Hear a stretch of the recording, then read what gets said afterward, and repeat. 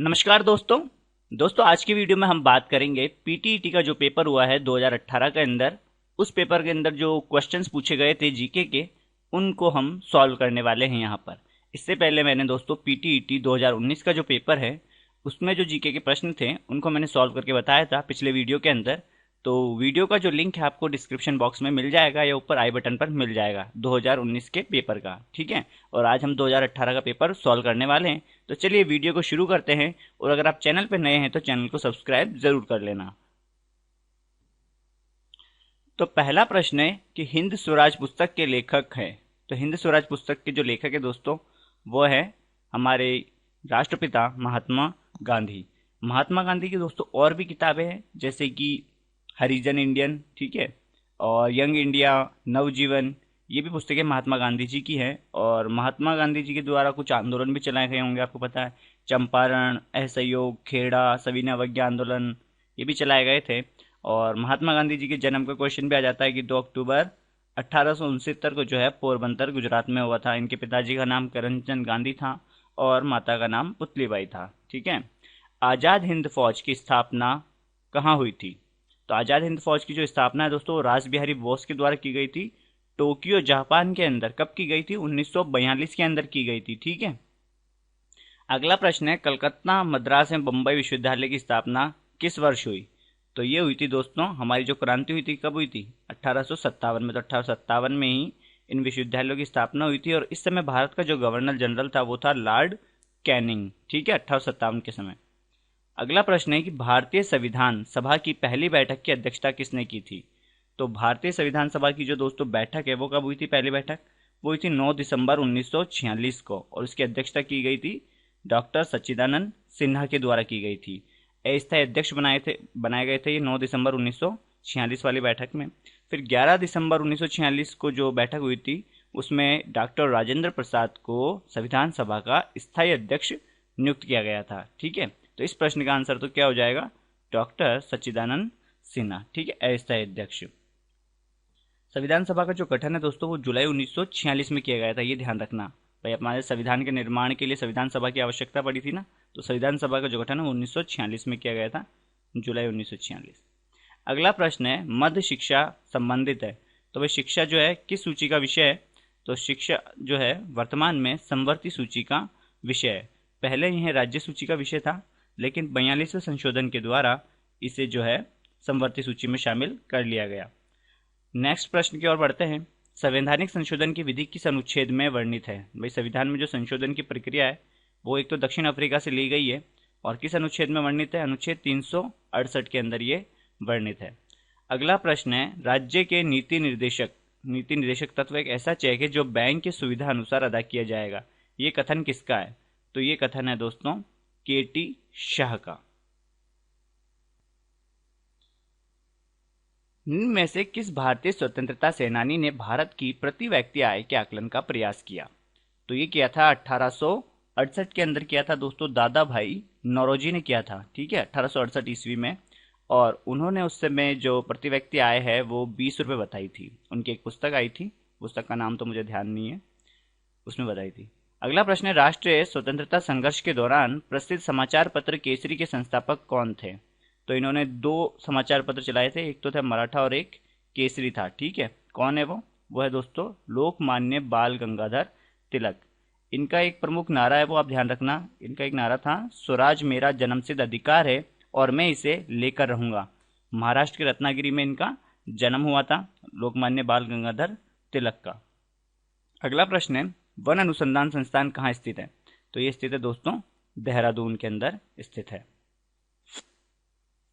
नीली क्रांति का संबंध है, देखो खाद्यान्न उत्पादन की बात करें तो हरित क्रांति आ जाएगी, तिलहन उत्पादन की बात करें तो पीली क्रांति आ जाएगी, मछली उत्पादन की बात करेंगे तो नीली क्रांति आ जाएगी, जो कि हमारे इस प्रश्न का जवाब है तीसरा ऑप्शन, ठीक है। आगे बढ़ते हैं। ट्रिप्स एंड ट्रिम्स किससे संबंधित है? तो ये संबंधित है दोस्तों विश्व व्यापार संगठन से संबंधित ये अंतर्राष्ट्रीय संधियां हैं, ठीक है। और विश्व व्यापार संगठन का मुख्यालय पूछ लिया जाता है तो ये जिनेवा स्विट्जरलैंड के अंदर स्थित है। और 1995 को दोस्तों इसकी स्थापना की गई थी विश्व व्यापार संगठन की। अगला है नीति आयोग है। तो नीति आयोग की दोस्तों स्थापना 1 जनवरी 2015 को की गई थी और इसके जो अध्यक्ष होते हैं वो हमारे प्रधानमंत्री होते हैं और इसके जो उपाध्यक्ष है वर्तमान में वह कौन है, राजीव कुमार हैं। और इसके सीईओ भी ध्यान रखो आप, अमिताभ कांत हैं। ठीक है, इसकी फुल फॉर्म आ जाती है एग्जाम में, national institute for transforming India, नीति की है ना फुल फॉर्म। तो ये क्या है, एक कार्यकारी आदेश द्वारा गठित संस्था है। ठीक है, संविधान में इसका कोई वर्णन नहीं था, तो संवैधानिक निकाय ने संसद द्वारा पारित कानून के अंतर्गत गठित है, नहीं एक अध्यादेश द्वारा गठित है। तो ये नीति आयोग जो है कार्यकारी आदेश द्वारा गठित संस्था है।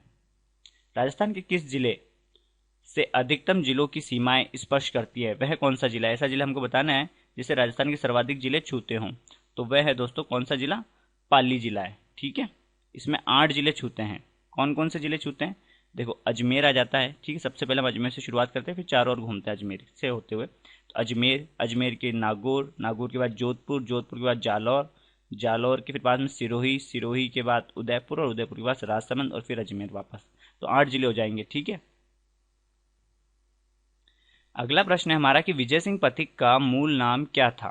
विजय सिंह पथिक, जिन्हें भारत में किसान आंदोलन का जनक भी कहा जाता है, और इनका बचपन में मतलब जो मूल जो नाम था वो था भूप सिंह था। ठीक है, नरेंद्र नाथ जो नाम है दोस्तों ये तो स्वामी विवेकानंद जी का था। मूल शंकर जो है दयानंद सरस्वती का था। तो इस प्रश्न का आंसर क्या है, भूप सिंह है। ठीक है, इन्होंने 1916 में बिजोलिया किसान आंदोलन के अंदर भाग लिया था।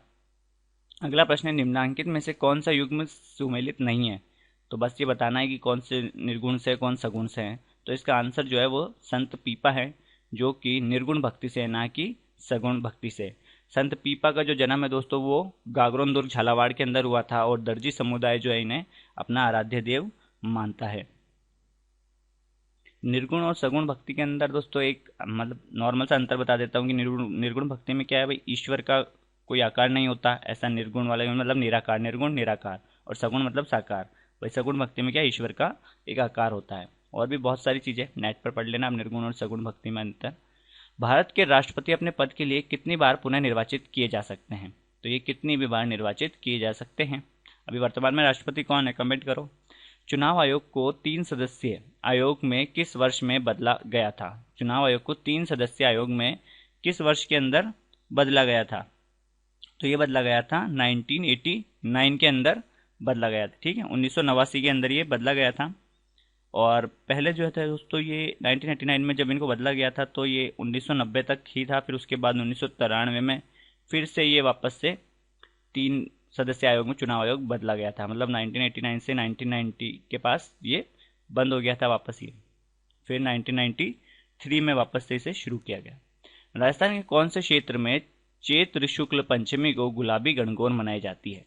तो बिना ईसर की गणगौर कहाँ पूजी जाती है? एक तो जैसलमेर के अंदर। ठीक है, गणगौर कहाँ की फेमस है? जयपुर की फेमस है, उदयपुर की फेमस है। और वैसे जो मनाई जाती है गणगौर कब मनाई जाती है? चैत्र शुक्ल तृतीया को मनाई जाती है। और चैत्र शुक्ल पंचमी को जो गुलाबी गणगौर मनाई जाती है वो नाथद्वारा राजसमंद में मनाई जाती है। अगला प्रश्न है बिसलपुर बांध किस नदी पर स्थित है? तो बिसलपुर बैस है, बिसलपुर और बैस है बनास नदी पर स्थित है। ठीक है, बनास नदी कहाँ से निकलती है?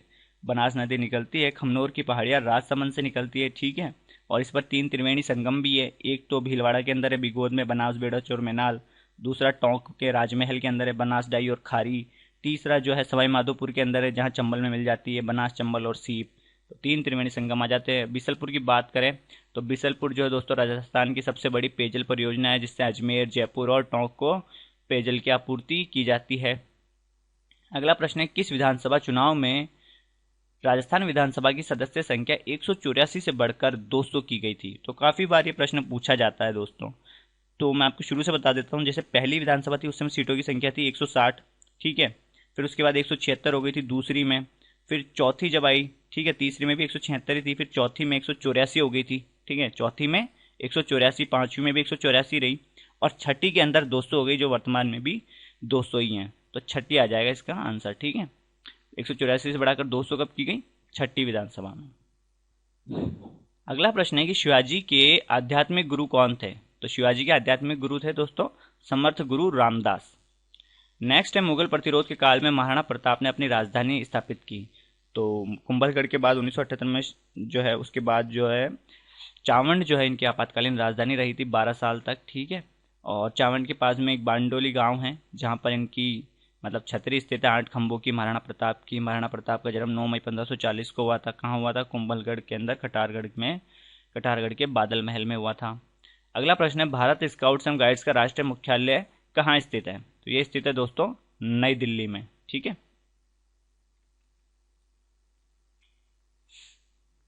राजस्थान के पर्यटन लोगों में सम्मिलित वाक्य है। तो पहले जो था, जब पेपर हुआ था उस समय तो था जाने क्या दिख जाए, और वर्तमान में क्या है? वर्तमान में पधारो हमारे देश है। ठीक है, वर्तमान में क्या है? राजस्थान के पर्यटन लोगों, है ना, क्या है? पधारो हमारे देश। जनकपुरा और सरवाड़ खाने जिस खनिज के लिए जानी जाती है। दोस्तों खनिज का वीडियो डाल रखा है मैंने, ट्रिक से याद करा रखा है आपको, वीडियो का लिंक डिस्क्रिप्शन मिल जाएगा, नहीं देखा तो देख लेना, बहुत अच्छे से समझाने की कोशिश की है।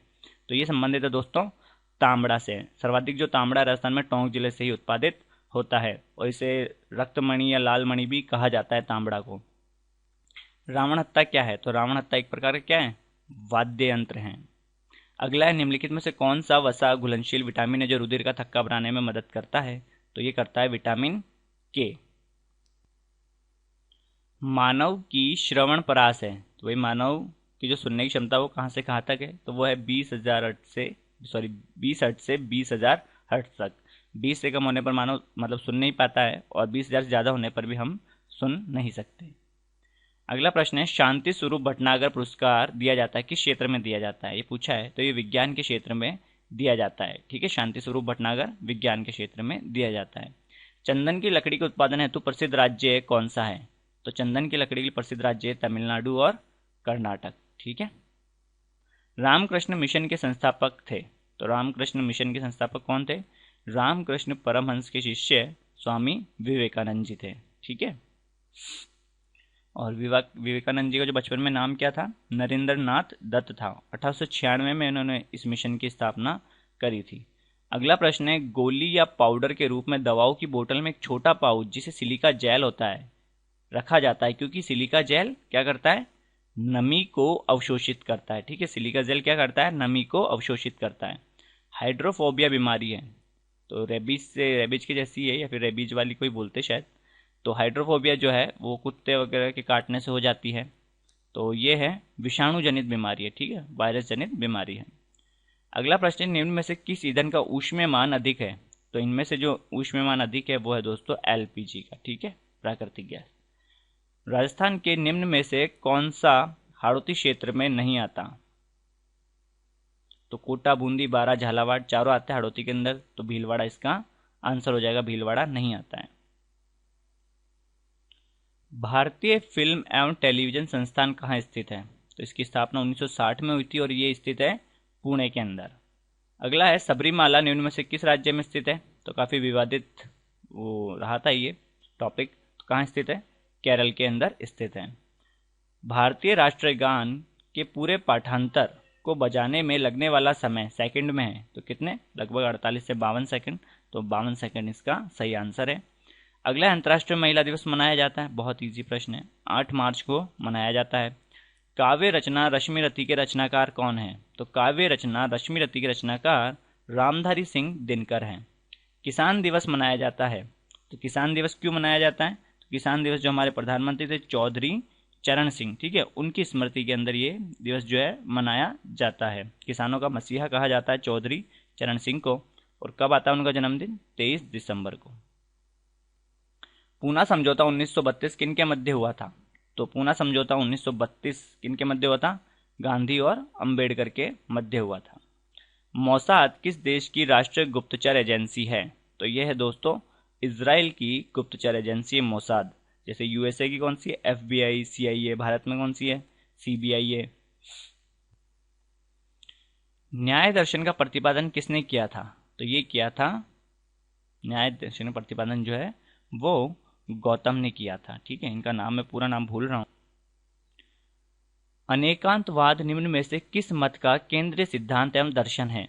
तो ये दोस्तों अनेकांतवाद या स्याद्वाद जो है वो जैन धर्म से संबंधित है। ठीक है, ये जो सिद्धांत है।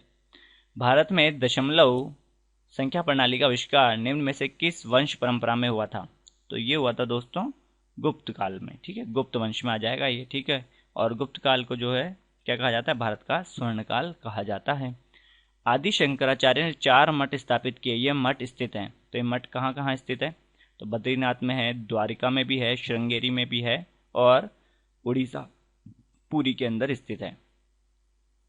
तो पहला ऑप्शन इसका सही आ जाएगा। ठीक है, बद्रीनाथ, द्वारिका, पुरी और श्रृंगेरी। निम्न में से किसे भारत रत्न एवं निशान पाकिस्तान दोनों से सम्मानित किया गया? तो ये सम्मानित किया गया था भारत के छठे प्रधानमंत्री थे, उन्हें सम्मानित किया गया था। कौन थे भारत के छठे प्रधानमंत्री? वो थे मोरारजी देसाई थे। ठीक है, तो इन्हें भारत रत्न और निशान पाकिस्तान दोनों से सम्मानित किया गया है। रेड डेटा पुस्तक किससे संबंधित जानकारी रखती है? तो ये दोस्तों रखती है, किससे संबंधित जानकारी रखती है? दुर्लभ पादप और प्राणी, ठीक है, जो खतरे में उनसे संबंधित, ठीक है, वो जानकारी रखती है। ठीक है दोस्तों, ये था वीडियो पीटीटी 2018 का। कैसा लगा आपको? कोई गलती हुई हो तो कमेंट करके ज़रूर बताएं। और 2019 का पेपर भी अपलोड कर रखा है पीटीटी का सोल्ड पेपर, तो वो भी आप देख लेना। जय हिंद, जय भारत।